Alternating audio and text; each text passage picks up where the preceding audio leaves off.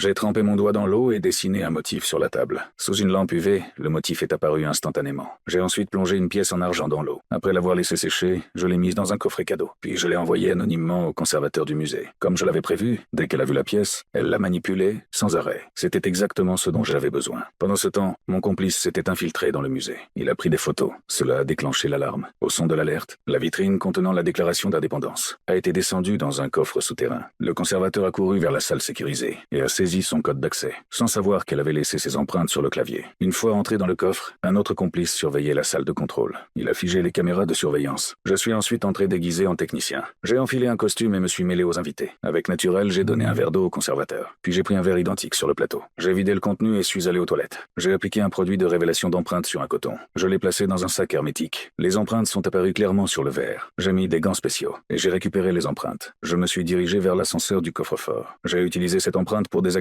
le verrou de sécurité. Arrivé à l'entrée du coffre, j'ai transmis les informations lumineuses à mon complice. Grâce à la poudre fluorescente sur le clavier, nous avons rapidement déchiffré le code. La porte du coffre s'est ouverte. Je me suis approché du coffre principal. J'ai retiré la protection. J'ai mis la déclaration d'indépendance dans un sac plastique. Puis je suis sorti calmement du musée. Mais le conservateur m'a suivi. Elle voulait comprendre ce qui se passait. De retour chez moi, j'ai humidifié un coton avec du jus de citron. Je l'ai appliqué au dos du document. J'ai attendu quelques minutes. Rien n'est apparu. Pas de carte cachée. Alors que nous étions confus, mon père a suggéré de chauffer le document. Nous avons soufflé dessus. Un motif flou est apparu. Pour mieux voir, nous avons utilisé un sèche-cheveux. En étudiant le document, nous avons compris que ce n'était pas des coordonnées, mais des spécifications de design pour la monnaie américaine. J'ai pris un billet d'1 $. J'ai utilisé une bouteille comme loupe. J'ai trouvé le dessin d'une horloge commémorative. Les aiguilles indiquaient 14 heures. Nous sommes allés sur place. À 14 heures précises, l'ombre de la tour s'est projetée sur un mur. En m'approchant, j'ai vu un symbole gravé dans une brique rouge. Nous avons retiré la brique. À l'intérieur, il y avait des lunettes anciennes. De retour à la maison, nous avons rouvert la déclaration d'indépendance. À travers les lunettes, le document vide a révélé un motif en 3D. Et quand nous avons changé l'angle des verres, le motif a changé aussi.